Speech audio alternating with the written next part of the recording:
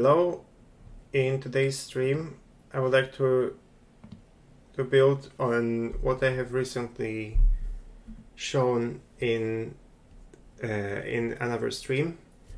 Basically, in my previous stream I have been talking about sqlc, and the reason I ever started using sqlc was because it has been heavily promoted by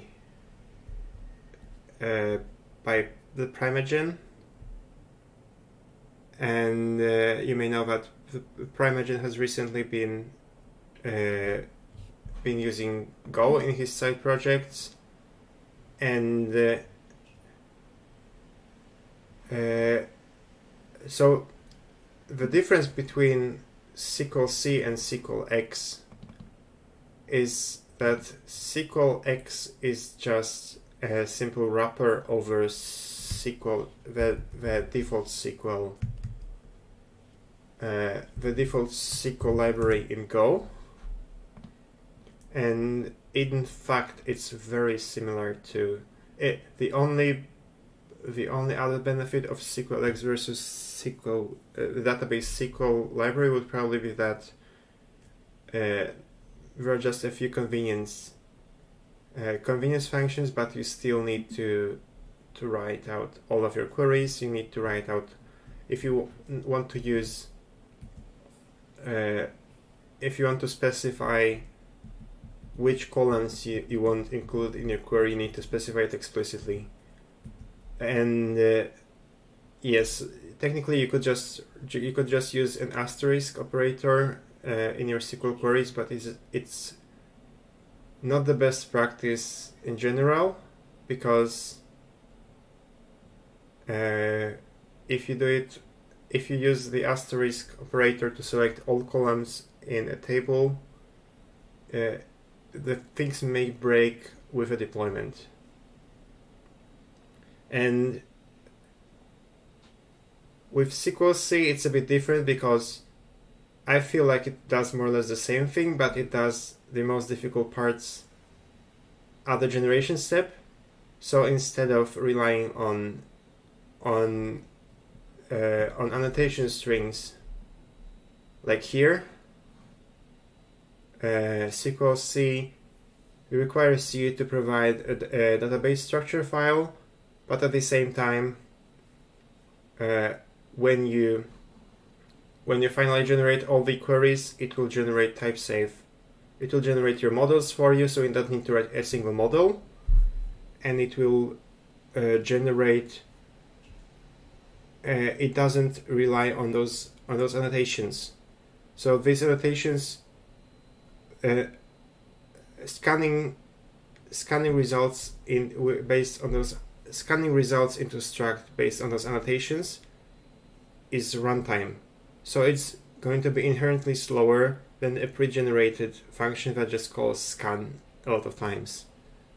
And another benefit of sqlc is that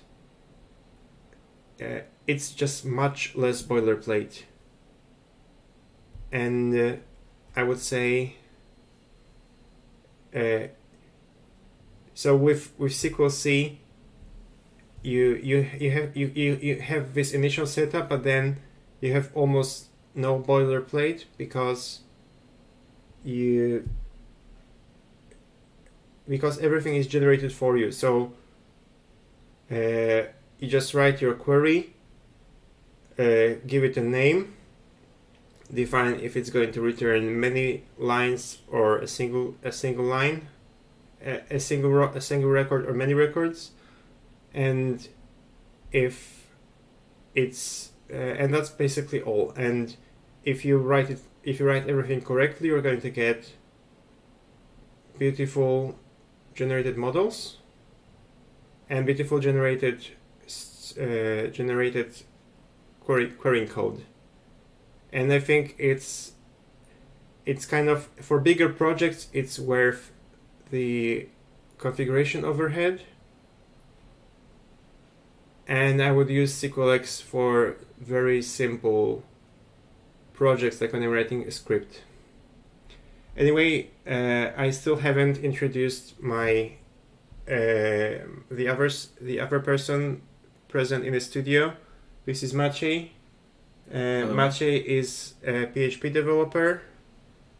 He's been working with Magento since like 2015, and we both live in Taiwan.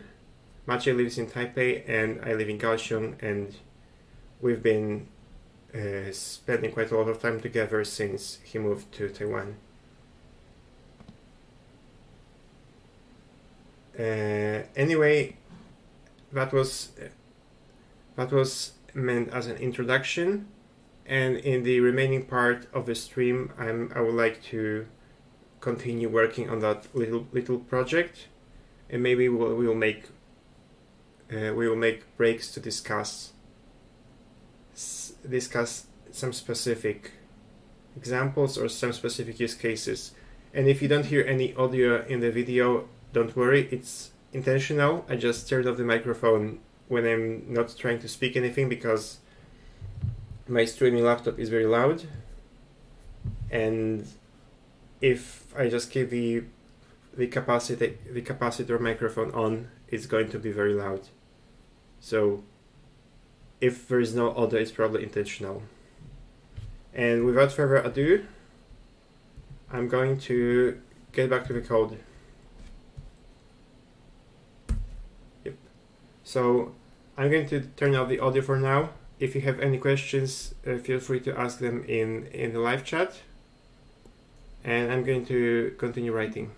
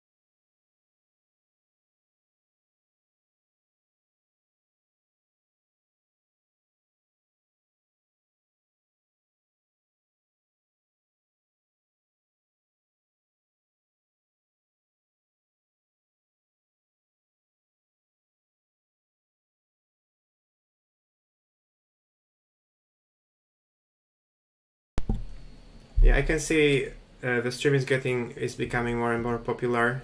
So hello to everybody watching tonight. And if you wanted to tell me that there is no audio, don't worry, it's intentional.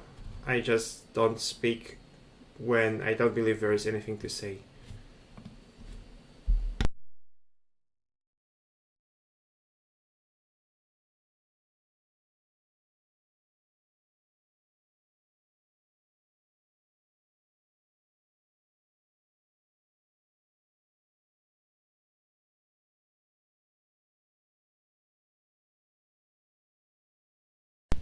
Okay, I think that maybe I will discuss the project structure a bit.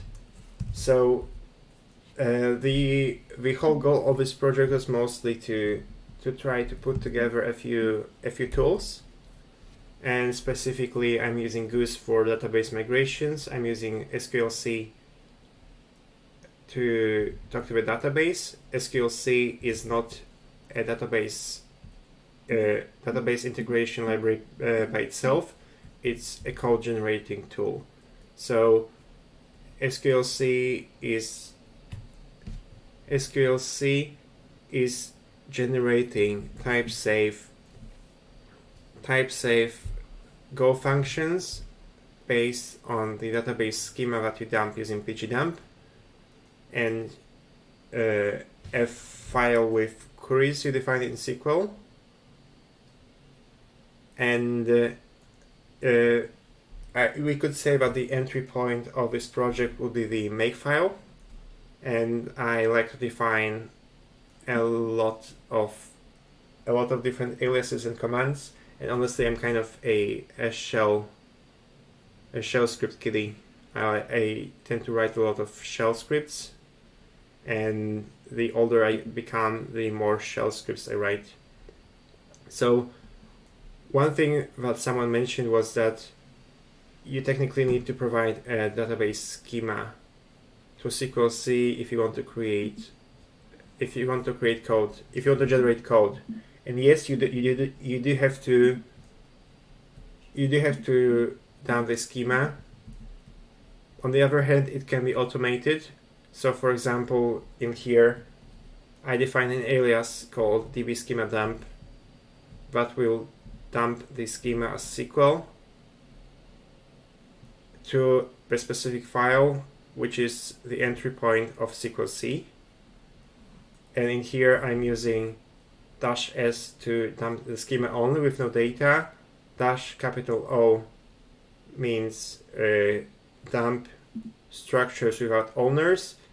I don't remember what -x means, but I'm pretty sure there was a reason why I chose it. And then no comments and no publications is just to make the schema dump as small as possible. And then there are those virtual targets called guard, and guards, this is GNU make syntax that you can use to ensure that a specific environment variable is set. Okay, I see there is a question. There is an option to provide a migrations folder path instead of a schema. Saw it on Reddit recently. Nice. Is it like a new feature, or also I'm not entirely sure if this is going to work with Goose, because Goose uses because with Goose we get both the up and down migration in the same file. And thank you, QB, you're a recurring viewer, and I think you're the reason why I covered sqlx in sqlc in the first place. Let me see. Dev.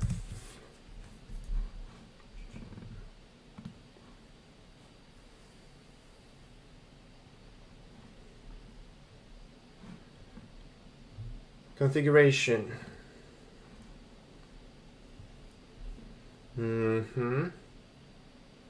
Okay, directory of SQL migrations or path to a single SQL file. So let me see, schema.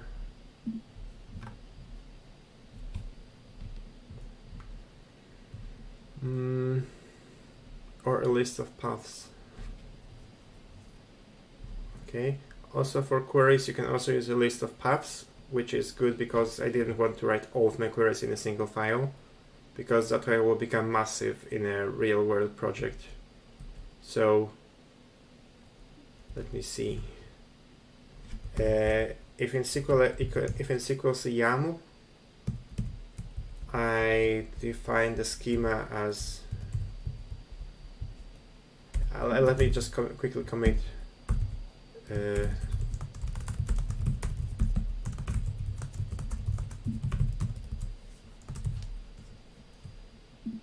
And now instead of schema SQL, I'm going to just write db migrations, And let me see if it still works. Make sqlc gen. Okay. Okay, this isn't going to work because it's in the same directory, so I just convert it to change it to migrations. And now let's see if it just works correctly. Yes, apparently it still works correctly.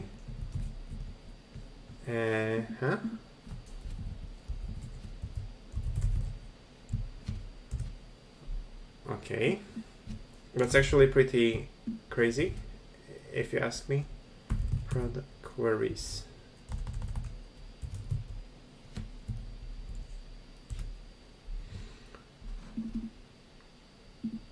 Product variant, yes. Another thing I wanted to cover is that this with sqlc, you are basically, I would say that sqlc is a preprocessor for SQL, because you're giving it a row query like this. I'm using an asterisk here, and using an asterisk is very convenient in development, but you really shouldn't do it in most production projects, in production contexts, because as soon as a migration runs, if a new column is added, and if your query relies on a specific order of columns in the query result, your code is going to break. And it's not uncommon in production for migrations to be running while an old version of the application is still running.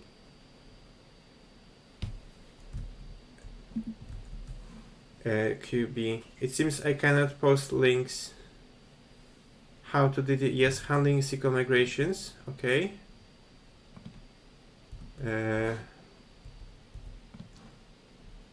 Migrations.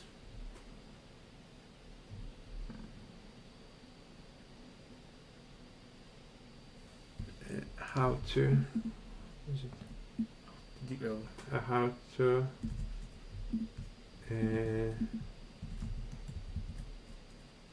Modifying the database schema maybe, and handling SQL migrations. Okay, so I think it does support Goose. So that's actually okay. So if it supports Goose by default, it just means it's going to work.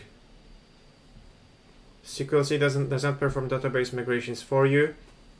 However, sqlc is able to differentiate between up and down migrations. sqlc ignores down migrations for passing SQL files. That's perfect. That's even better than having to define, like, providing database dumps. And honestly, I don't think providing database dumps is such a big deal. I mean, it's almost instantaneous, but if I can just give it a migration directory, it's even better. One caveat would be if you have a legacy schema. It's pretty common when you are porting old applications to have to work with a legacy database, and in the legacy database it's pretty common that the migrations are broken. One common way to break databases is if you are creating enumeration types, and if you're just using the it happens quite a lot to me in Elixir. There is a library called ecto-enum, and with ecto-enum you define, this is Elixir code, but it should be pretty easy to understand. If you define an enum with what is backed by a database type, then you have its values included in the code. So then in migrations, if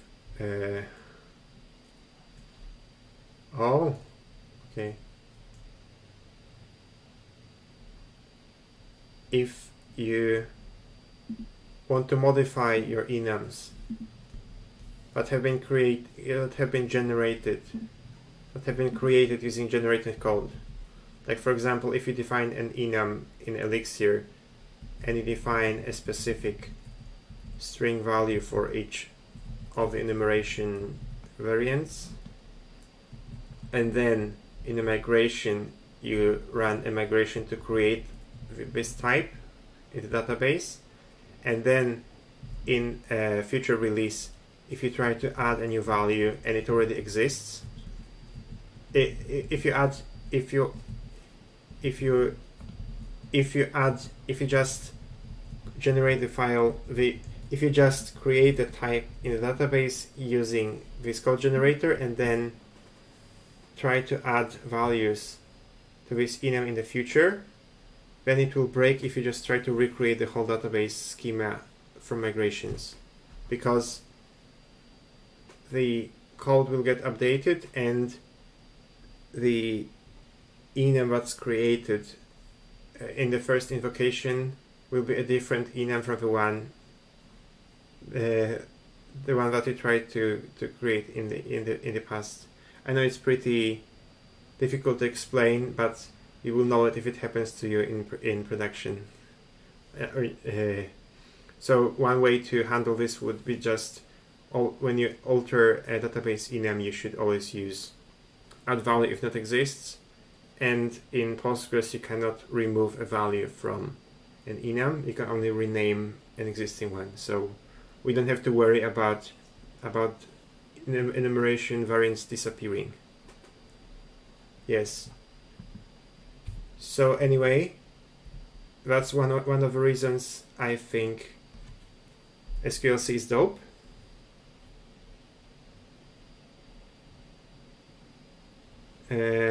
Yes, QB. I know it was difficult to understand the way I said it. I was just trying to describe my own experience with migrations. So it's good that sqlc supports migrations as a source of a database schema, and as with everything, we need to make sure we understand what we are doing when you use something in a project, right? I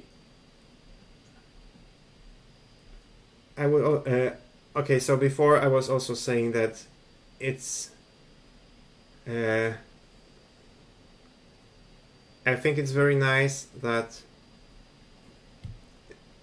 sqlc generates code like this, and it's something I definitely wouldn't want to write on my own because it's very repetitive. It will be extremely tedious to write, but it's also a very efficient code that doesn't rely on anything being done in, like, it doesn't rely on type inference. It doesn't rely on reflection, on type reflection on runtime. At runtime, it just generates all of it once, and then you have this extremely efficient code that just scans each table into a struct one by one. And I think it's a very good trade-off between setup time and simplicity. So this is not simple. It's just very efficient code that I wouldn't want to write manually, and sqlx would be something I would choose if I just wanted to write everything by hand and not rely on code generators. Yep. Is this clear at this point?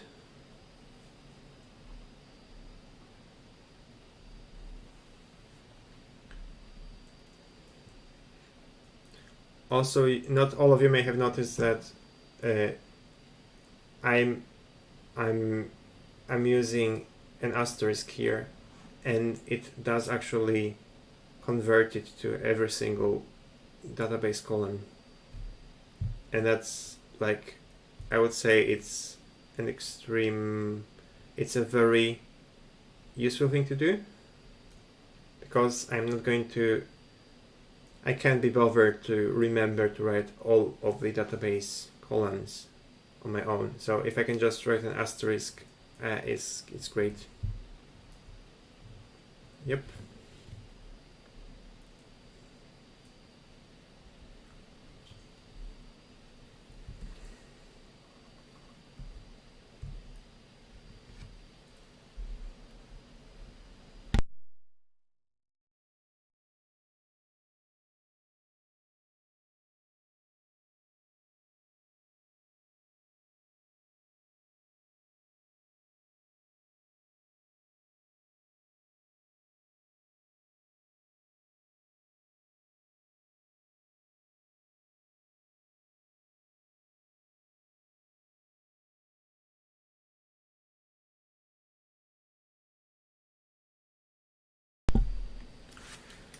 And since we have just found out, thanks to QB, that we don't need the schema dump step, then I'm just going to completely remove it from the code. I'm going to remove the dependency on db schema dump in here, and I'm going to remove the schema, git rm cached. I'm going to remove the schema file from the Git repo. Yep.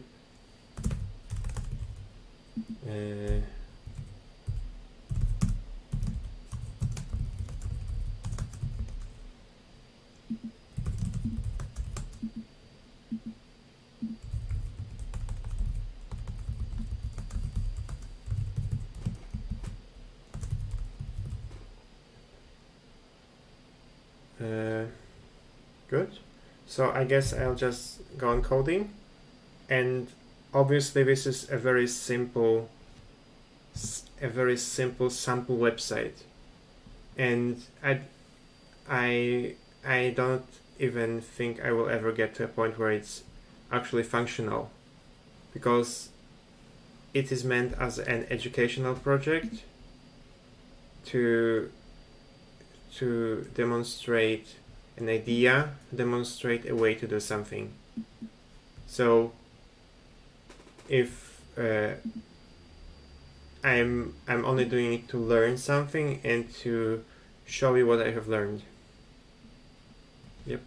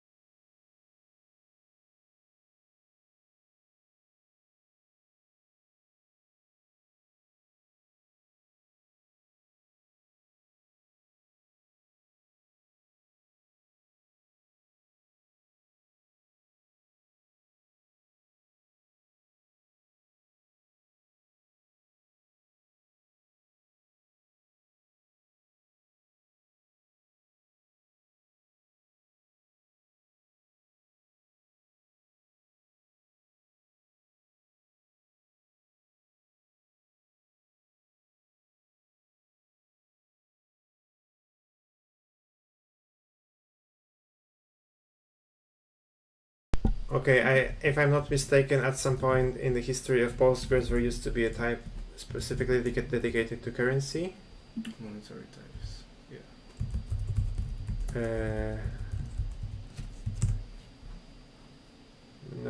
The monetary.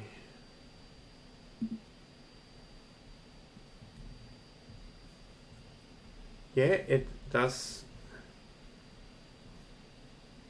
Money type stores. Okay, yes. Fractional precision.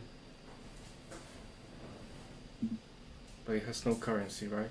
You need a separate field or No, yes, custom no, type. yes. So I think the currency. For now, we're just not going to bother with multiple currencies per store.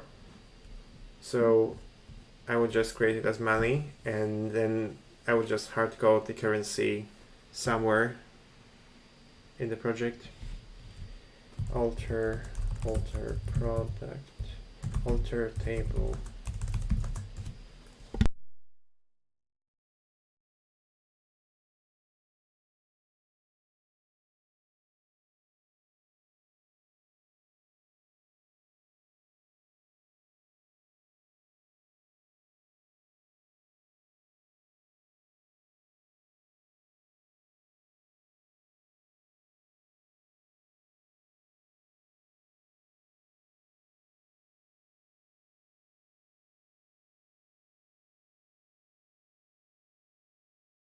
Okay, so now I have a base price column in product variants, and I'm going to mostly rely on the variants. Do I need to specify one variant as the default variant, or what do you think would be the right way to do it? You can select first as default and select price from active variant, the variant selected by the customer. Variant selected by the customer. Okay. Variant. This is a simpler case, but usually you can have variants that may provide you with multiple swatches or configuration attributes. So don't overcomplicate it and keep it. Okay, I still have. What if I wanted a product without variants? Then you create simple product with just basically it's identical to variant, but it has no parent. Okay. That sounds complicated. I think I'm just going to. Do you think I could also add a base price to the main product?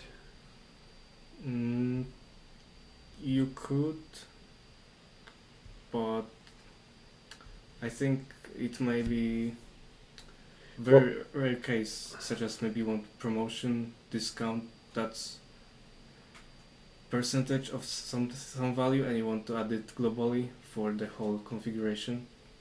But the point of variance is to have different kind of product, and maybe it's made of different material like aluminum or it's plastic, so plastic will be cheaper. And then that's the reason why you want to keep price in the variant, not in the parent. Okay. Then I basically just need to create variants for everything. Then I could just say insert into product variants, and I have title as product ID, SKU, title. Do I have a slug? I don't at this point. Description. And the picture should probably be on the variant and not on the product. Correct, because variant is different in physical appearance. Okay, and I'm going to do something I probably wouldn't do in production. I'm going to just recreate the database with a different schema. So create products.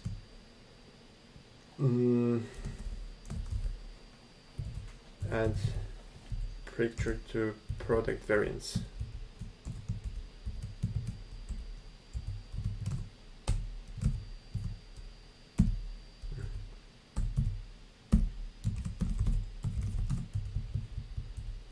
And then the same here. And now I can run make db reset, make db seed. Okay. Now the seeding is broken because I have modified the code and still haven't run it.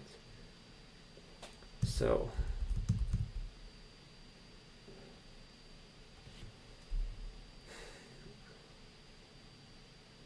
okay, I think I could just hard code it somehow, but I think I might as well write it out,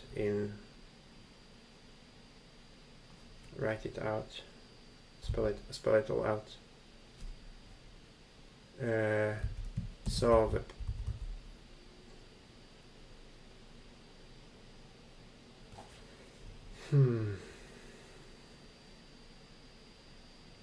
Do you need separate table for product variants and product parents? Can't you just indicate with type additional column? Or I could define if there is no parent. Correct. Or with okay, yeah. Parent. What makes more sense? So create products.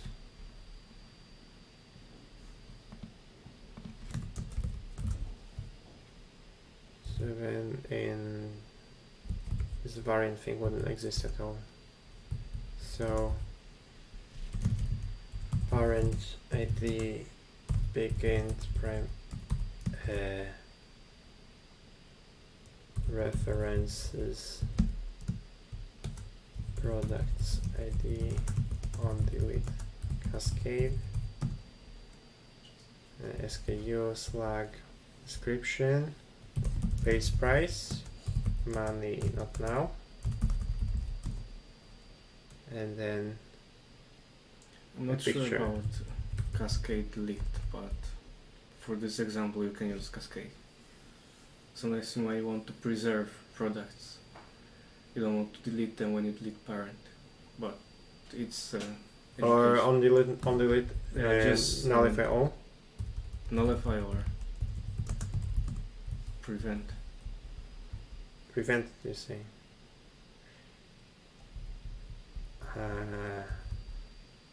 Yeah, nullify is fine. Nullify all, yeah. I just need to make sure this is the actual syntax.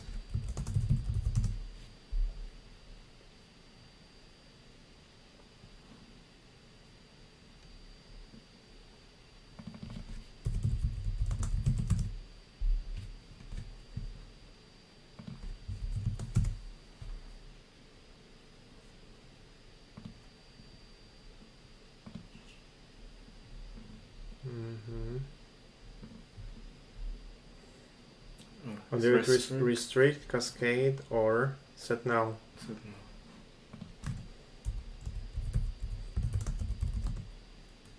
Okay, and the picture, main picture for now, it will just be hard-coded one thing and then at some point in the future, we could make it another resource, another record, another table. Picture, text. Great. And now I don't need this file at all. And I don't need this file. And I don't need this file. Okay. Make db reset db sqlc gen. Okay, product variants does not exist. Great.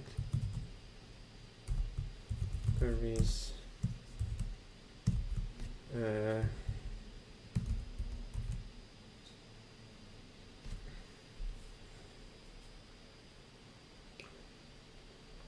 And how would I handle?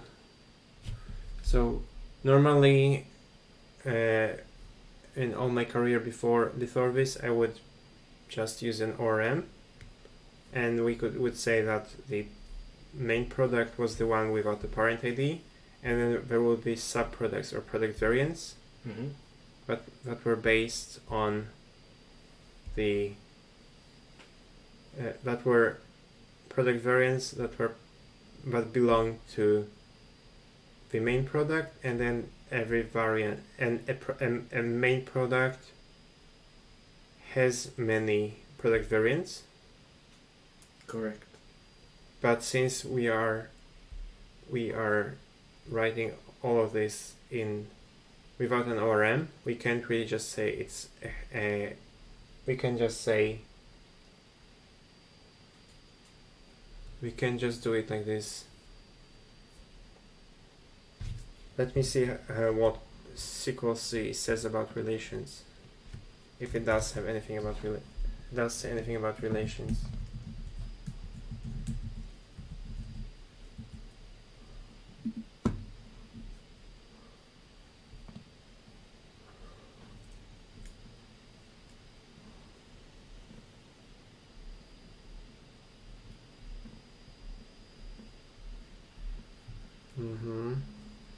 Embedding structs.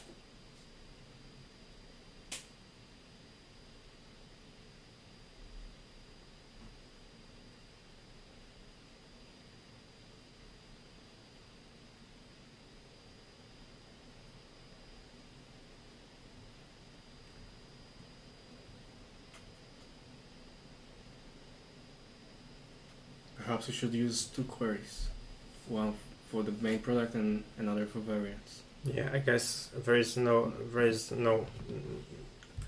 any better way. So what would be select? I have a list products, and then I'm going to select also from product where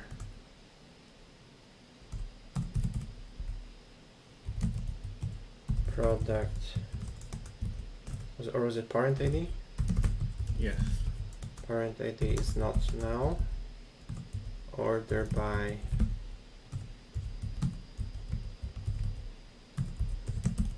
parent ID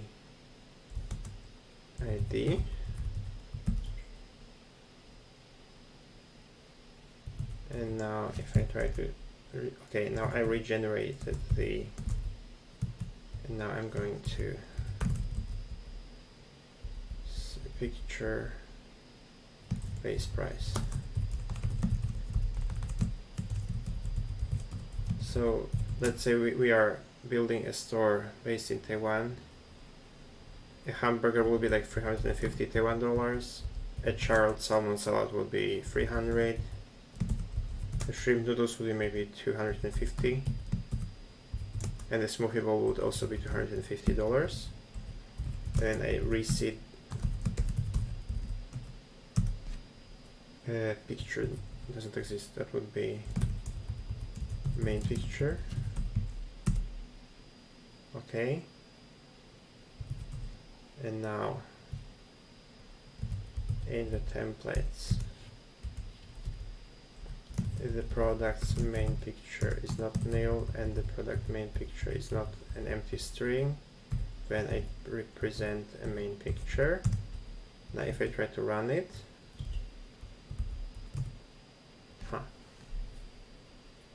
this is not a number. What did it generate? So models, that would be PG type numeric.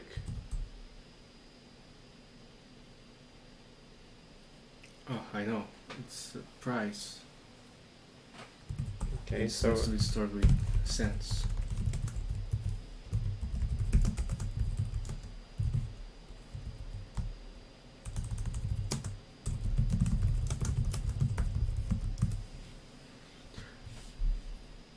okay.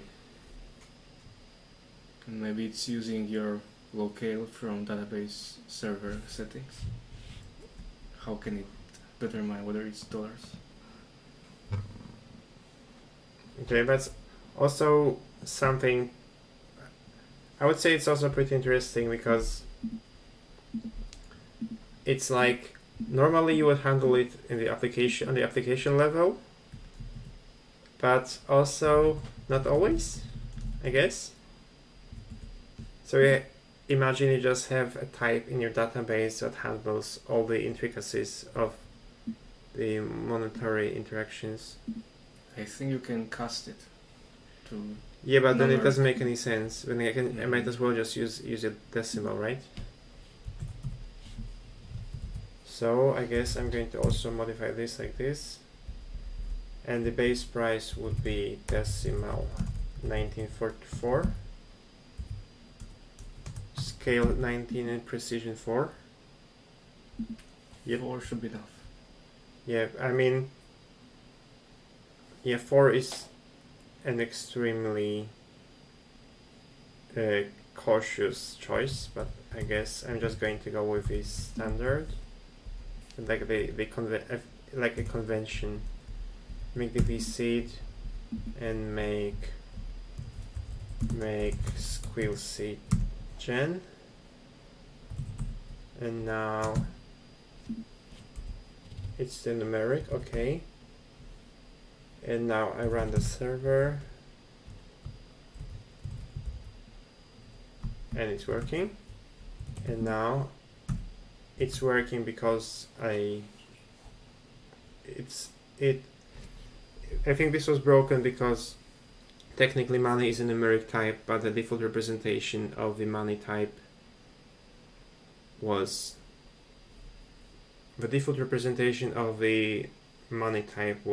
as a string with a $sign, and I think it makes much more sense for us to just handle the decimal on the application level.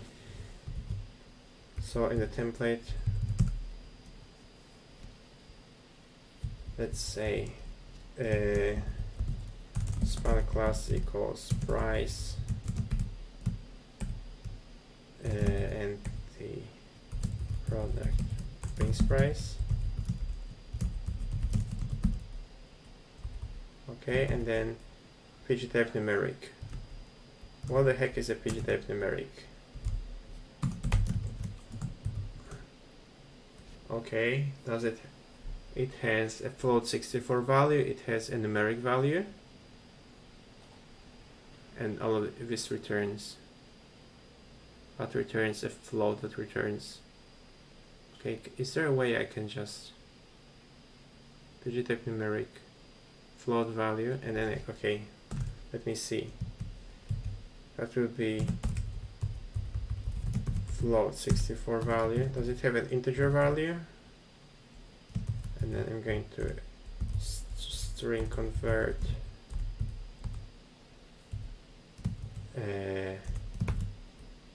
format float.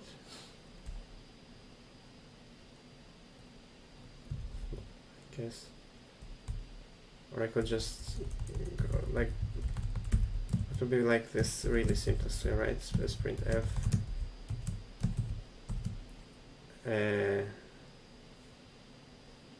f this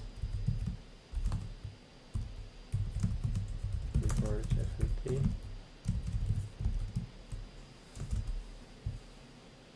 float 64 value returns a what? An error. Wow, okay. I guess I'm just going to have to define a helper format price, and the price would be a numeric, so PG type numeric this, and it returns a string.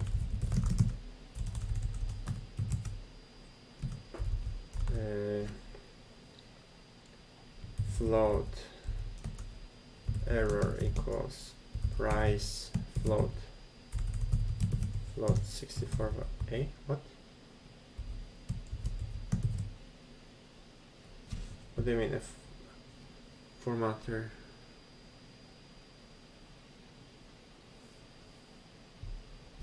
float 64? Okay, float 64 value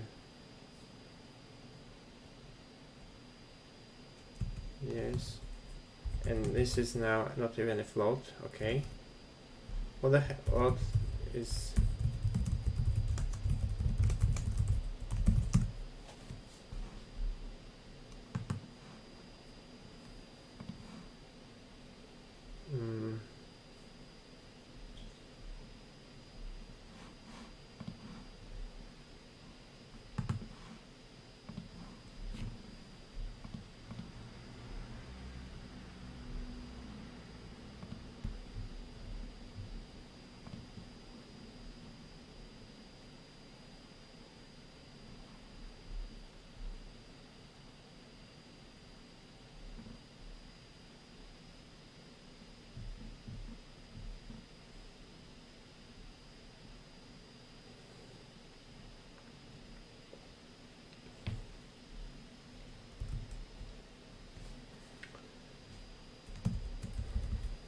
Does it have like a float?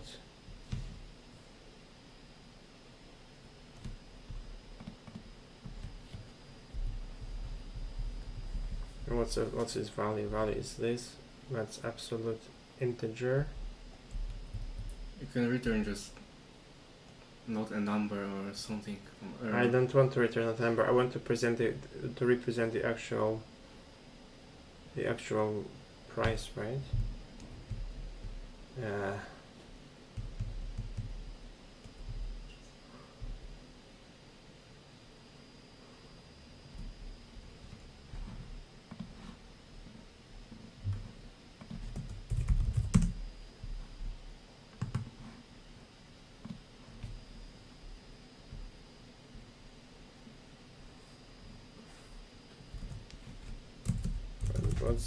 What's the get?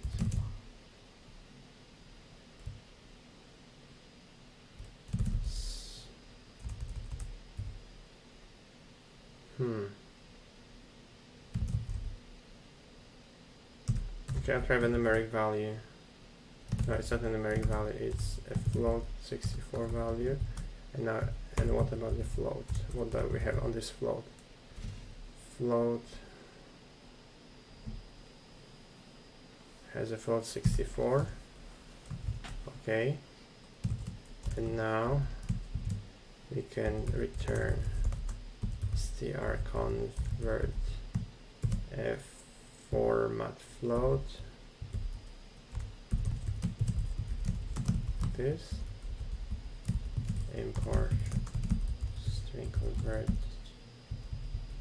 If error is not nil, we return an empty string. And what do we have here? The float is... Why does it have to be so complicated? I know floating point values are not easy, are not a simple thing to do, but does it seriously have to be so complicated?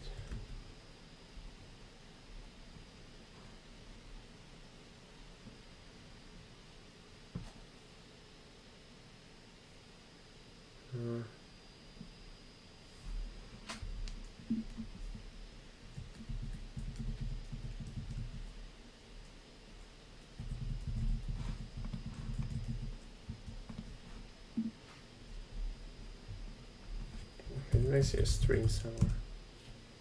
You can try with assign to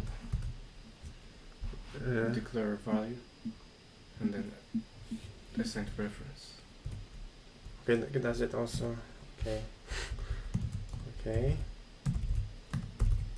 Var float 64 price assign numeric assign to. Okay, yeah. Yeah, you can but use this is price and this is a PG. Is this yeah, the same? It's PG type. Okay, is this? Hang on, I need to know the fully qualified name of this module. PG type. This is, I think it's like the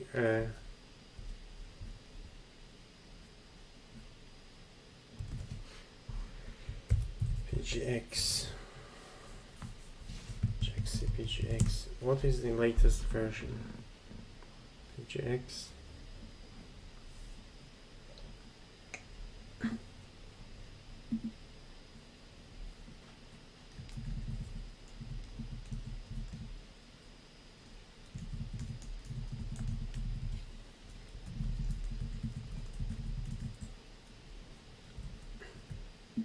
Yeah, I think I might as well just convert it in the database, but then I think it feels like cheating.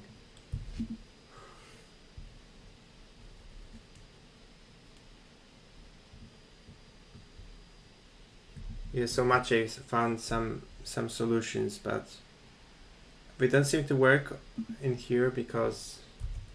Yeah, I think we should just create proper money type with integer. And then depending on the currency, cut cents. I think an integer is... I think a decimal is still the way to go, seriously. PG type. Am I really using the same PG type? System underlying.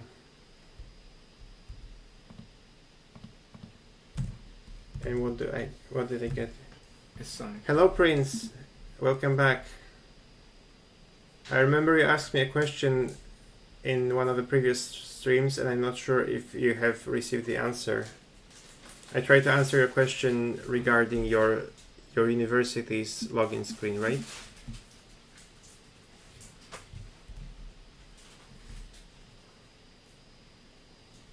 Let's see the model. The model is also based on PG type numeric. So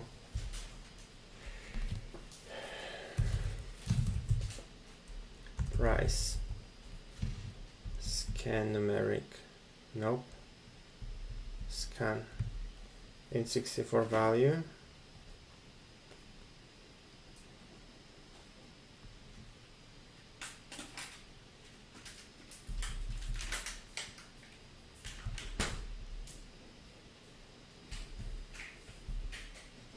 what's the int64 value? So okay, does the float have... no.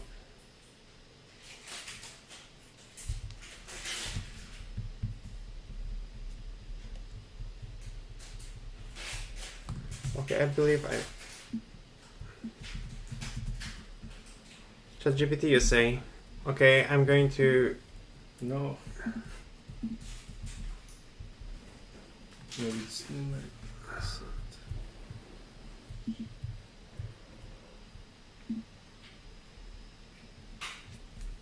I'll go and get some water. Be right back.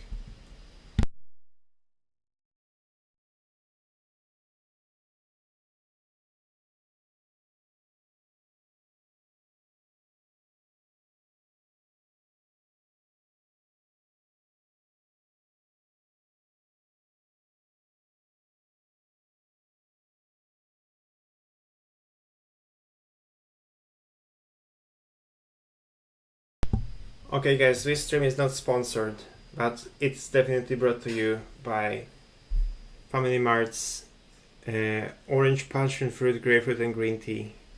If you ever happen to visit Taiwan, you definitely need to try this drink. It's very nice.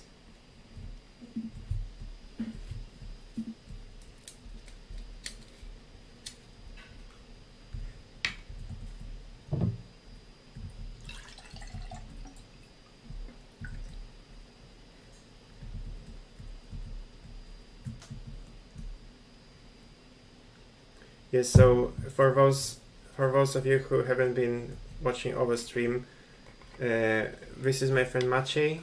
We both live in Taiwan, and Maciej is a specialist in Magento, and we are currently trying to build a very basic storefront-like website, and we are currently trying to display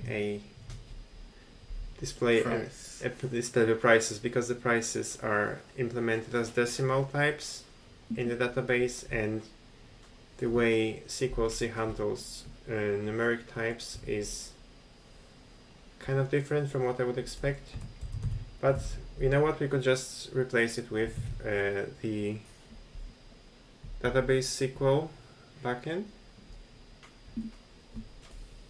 And so this is kind of like cheating, but I would say database, I'm going to replace it with database SQL. I'm going to regenerate the queries, and now in the models,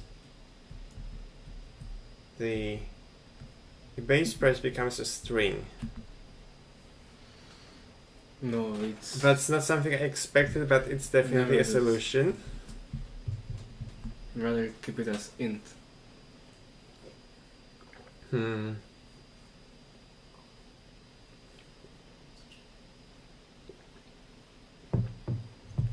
What was the other backend?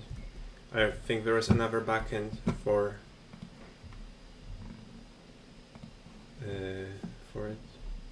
Squeal. The engine would be Postgres, MySQL, or SQLite, and in the code gen. PGX v4, PGX v5 defaults to database squeal.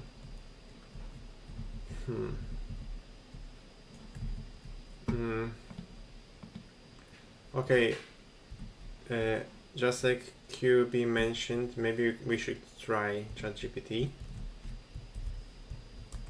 I'm going to do it in this window. Chat open AI.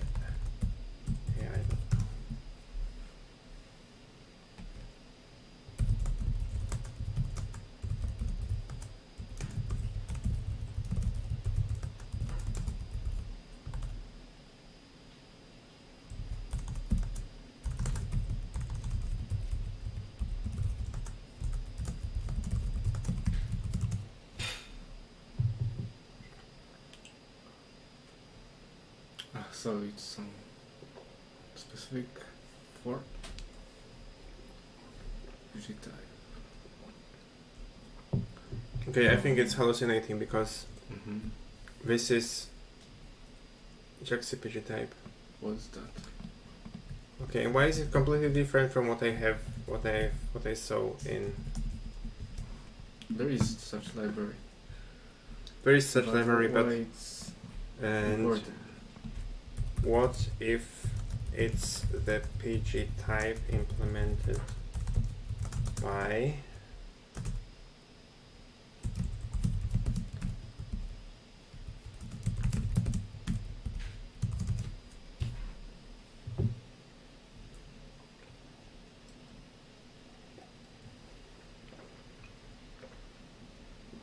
float val?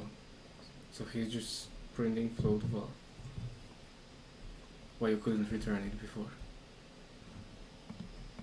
what if it's Yeah, I think he's not using even strconf, just returning it.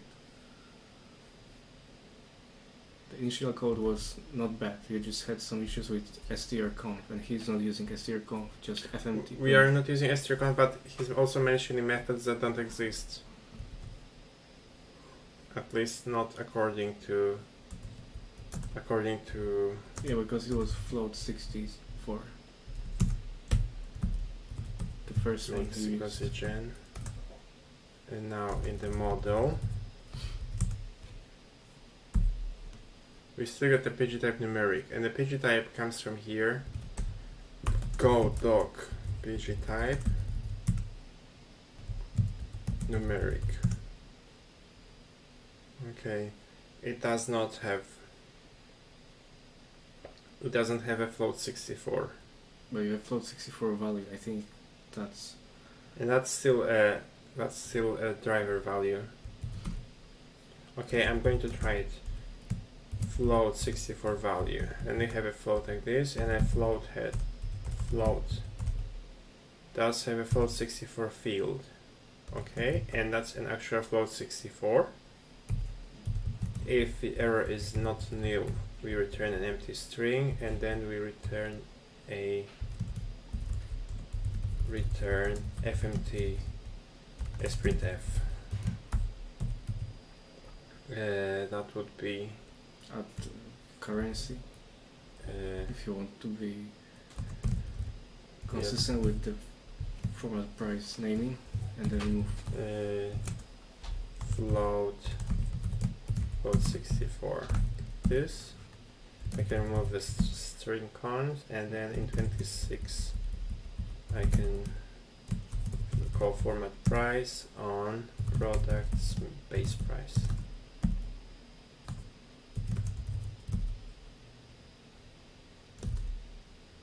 And it's not working because it's okay, it still compiles, and now I have those beautiful currency values. I think it may be returning too many zeros. Okay. No zeros for dollars. Taiwanese dollars have no zeros. Okay, can I maybe... How do I round the number? I'm just going maybe... Will this work? Nope. In 64.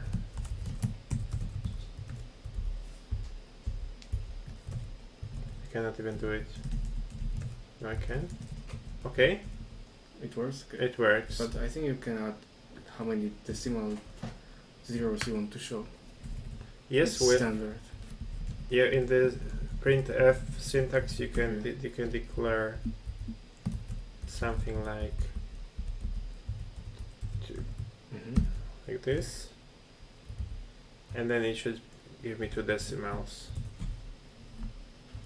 Yes, but since so to those of you who haven't been in Taiwan, who haven't visited Taiwan, the Taiwanese currency is the new Taiwan dollar, and due to inflation, the value of a single unit is so low that we don't use anything smaller than a single dollar.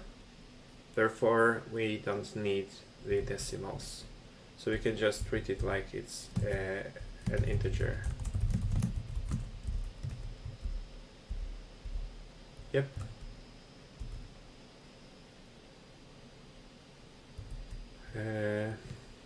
Good. So now you have this. We have a website that shows cards with those beautiful pictures of food. I'm going to commit. Also display prices.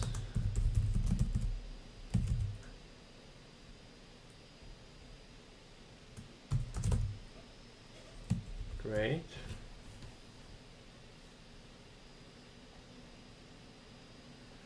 What is the next step? Checkout. Add to cart. Okay, so cards. For cards, we're going to need either do it all client side, or we need to store them in the database. And we're going to need a session to store the ID of the card. For sessions, we could use Gorilla sessions, and we're going to need to create a goose create cards SQL, and in the cards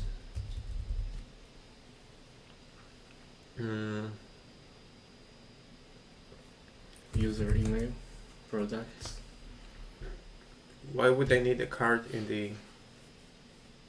I think if we want to place orders, we're going to create a separate table for orders, and we would just create order line items based on the cart line items. Correct. And we can just have separate tables for everything, and we will we'll drop a cart whenever an order is finalized or the cart is abandoned. Like after 2 weeks, if the cart is still there, we can just delete it. Right? Yeah. And then we would add like a timestamp for when the card was last used. So I'm going to create a table cards with a primary key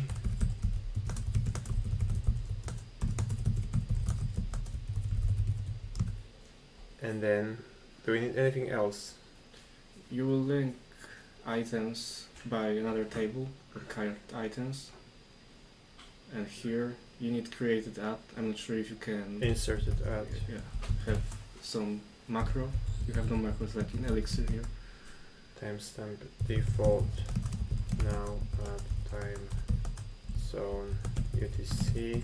And updated add, Yep. which indicates whether cart is expired or not. Yep, do we need anything else? Sometimes we need active cart, like boolean field, but maybe it's not necessary in this case. Okay, should we create the items in the same migration? Yeah, this Table. makes sense. Create table cart line items or cart items? Just simpler. Cart items. ID big integer, primary key generated by default as identity. And by the way, this the way we define it as primary key generated by default as identity, this is a very fancy and complicated, a very sophisticated way of saying it's an integer that should increment. And the way this works is exactly the same as if we just define it as ID big serial primary key. But if I'm not mistaken, the reason we are using primary key generated by default as identity is because it is more standard compliant. And I think big serial is just a PostgreSQL dialect variant. And so therefore we should, in general, it's more correct to define it with generated by default as identity. If we also wanted to make it, we could also try to make it generated always as identity, and this is a different story, because if it's generated always as identity, when you need to you cannot define your own column. You need to I think you need, when you insert and you want to specify your own ID, then you need to do something like overriding default values or something. I've never used it, so I don't remember the precise phrasing. Anyway, an item would belong to a card, so begin not now references cards ID on the lead cascade. Then it would contain a product variant, which would belong to the product variant. Yes and not. Depends on how UX friendly you want to make it, because you can imagine that products may be deleted in the future and you want to avoid confusing the customer, and it's better to display them this product is not available instead of deleting item from the cart. So you may link to product variant ID, but I wouldn't create here any delete cascade, and maybe copy price and all the product data that's displayed in cart. So you will lose some normalization here, but it's necessary. I would say set null. Product variant ID, this could be nullable, yes. References products ID. And that's probably just product ID. It's probably enough. On delete set now. And then quantity. And it can be int, can be decimal, depends on what kind of product you sell. If it's kilograms or measurement. We could make it integer for now, for simplicity. But we could also make it decimal to make it what was it? To make it uniform, to make it standardized, to make it. Yeah, let's see. quantity would be a decimal. It's not now. Default 1. And Check that quantity is greater than 0. And unique. Was it like this? Unique position. Integer. Similar quantity. Unless you want some special flags with negative values. Oh, we don't need position. We can just order by ID, because because we are using integer primary keys. So we if we want to order by the time when the item was added to the cart, it's enough to just sort by ID or by inserted at if you want to add inserted at here. I think I should add inserted add and updated add to everything. So unique. We don't need anything unique. We could specify that a cart ID, a specific in this specific cart you cannot have a duplicate. Yeah, cart items. Product ID should be unique and just increment quantity at the same product. Like this. Inserted at times. Okay.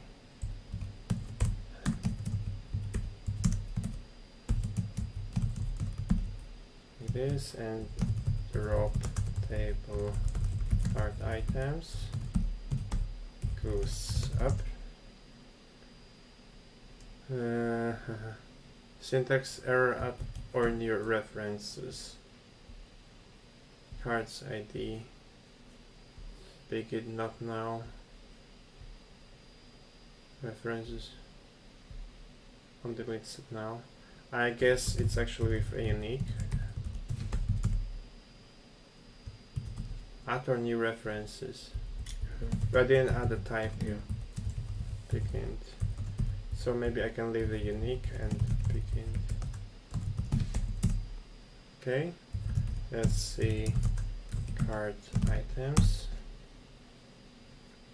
We have a unique index on the cart ID and product ID. We have a primary key, we have a quantity check, and we have foreign key constraints on cart ID and product ID. Great.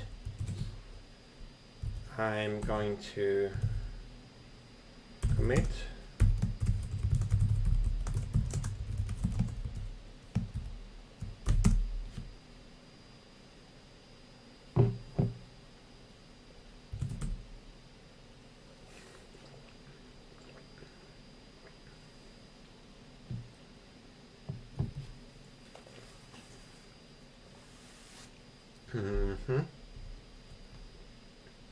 And now we're going to need add to cart feature. Add to cart. Do you think we should maybe do something more? Like make it. I maybe add something like like at least an H1. Let me see. I would define a header here.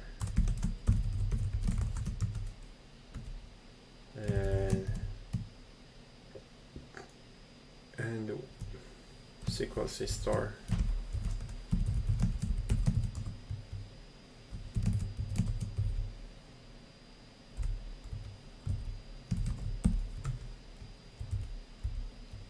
Great.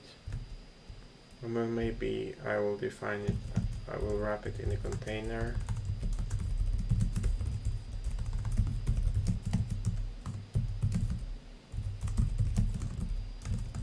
And then I will style it so that the container is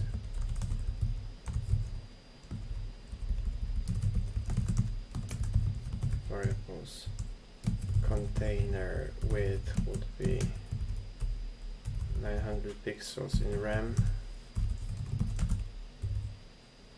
Max width, container width.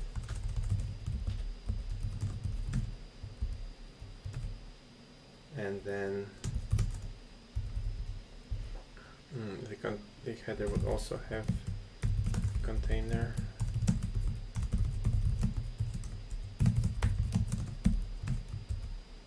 This, and then margin 0 auto to center it on the page. Great. Why does it look so weird?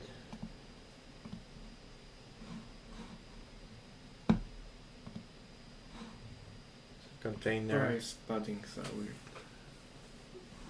The max width is this. It's actually 906 pixels wide. So why is it? Okay, maybe I can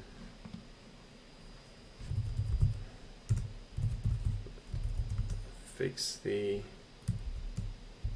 So this will be min max on the fur. Great. And now is there like a margin? Yes, there is a margin. Okay, so margin. Great, so now at least we have a layout. And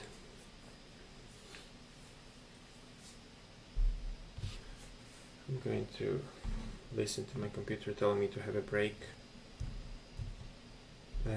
Great. Products temple 26 button class button add to cart.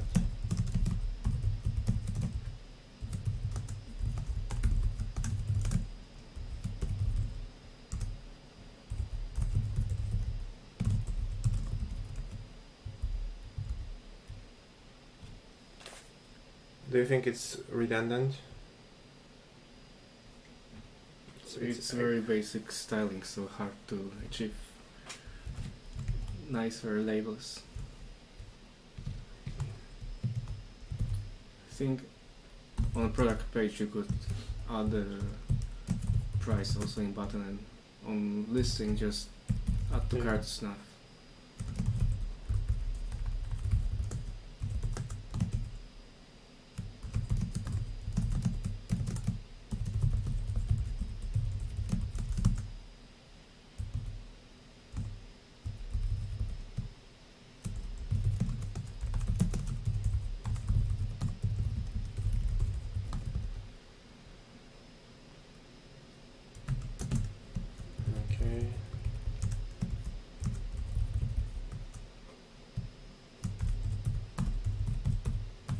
Let's just style the button first.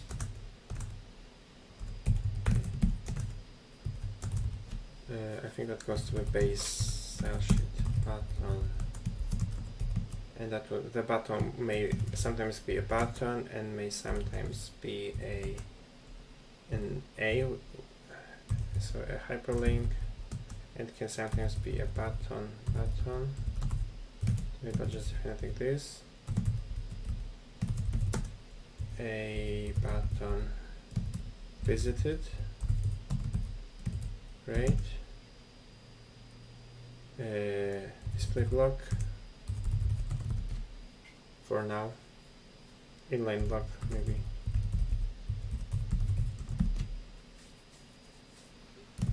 And then the add to cart.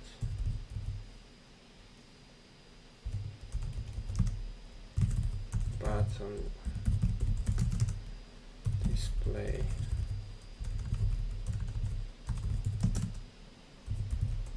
block, and now it's going to not be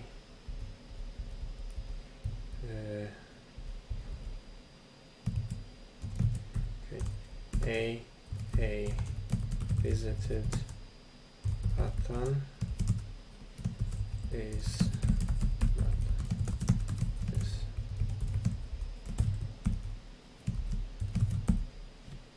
Why is it still not working?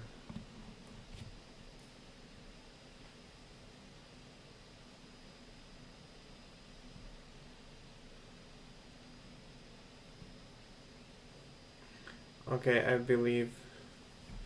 Hang on, why? Why is it still more specific? Okay, I'm just going to ignore it. I'll just redo the previous version and add and make this more specific. Great. Width 100%, and then the button.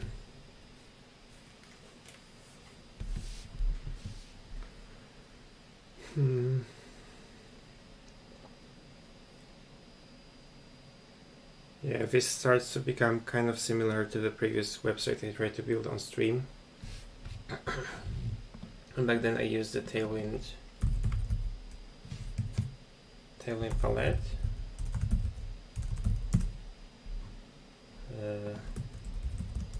Do I have a SAS version?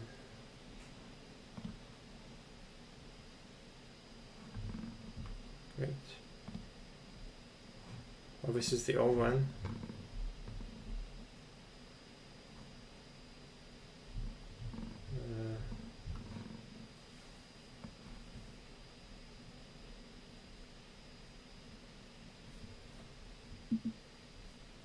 Great.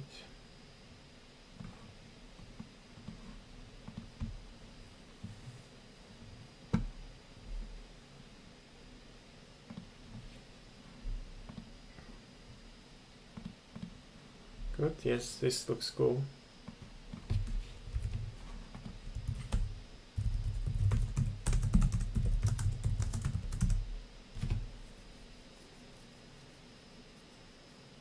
Great, and in here in variables, import Tailwind colors as CSS, and then I can say that the primary color will be something like blue 400.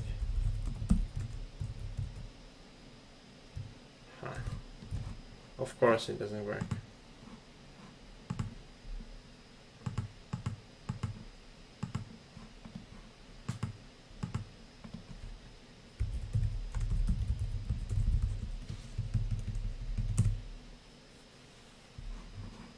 Great, TW blue. Nice, Taiwanese. And then, yeah, some people at this point may be tempted to ask why not just use Tailwind, and the answer is because I don't like Tailwind. Yes, I'm not going to go too deep into this topic. I just don't like it. Okay, the base button would be color primary. No, that would be the background color. Great. This is too white, but I'm going to fix it in a moment. Color white, border 0, outline 0. Then there would be a button height, which should be at least 2.5 rem.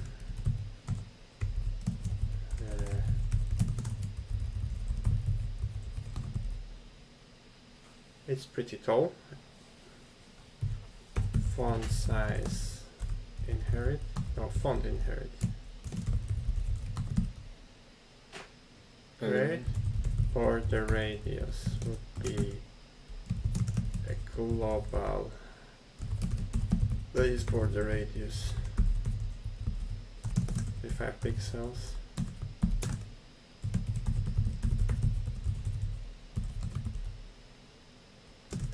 Maybe 3 for now. And now the color is too bright. Let me pick a different color.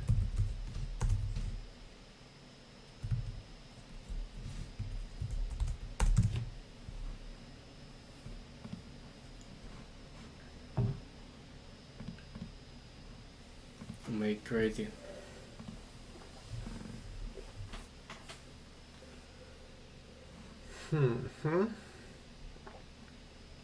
Maybe cyanide. Or green, yeah. Indigo 800.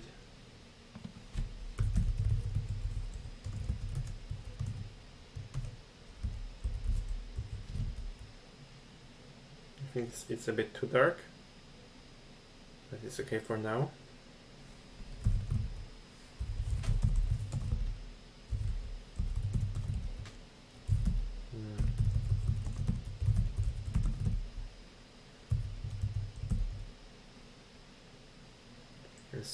It's fine for now.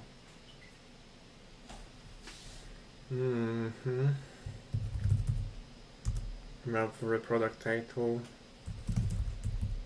I would say this should probably be a span as well, because it's not an actual paragraph. Class is product title.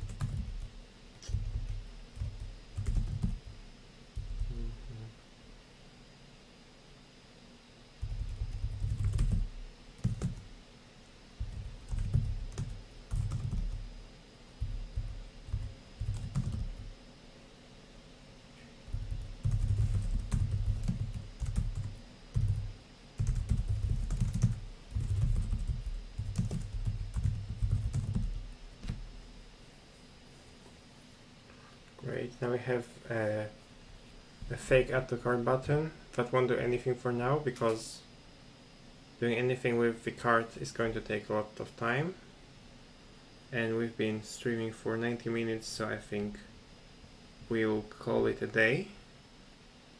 Anyway, let me know what you think about sqlc and sqlx. Let me know if you want something covered in my streams, and let me know if you want to see more of Machi, because I think the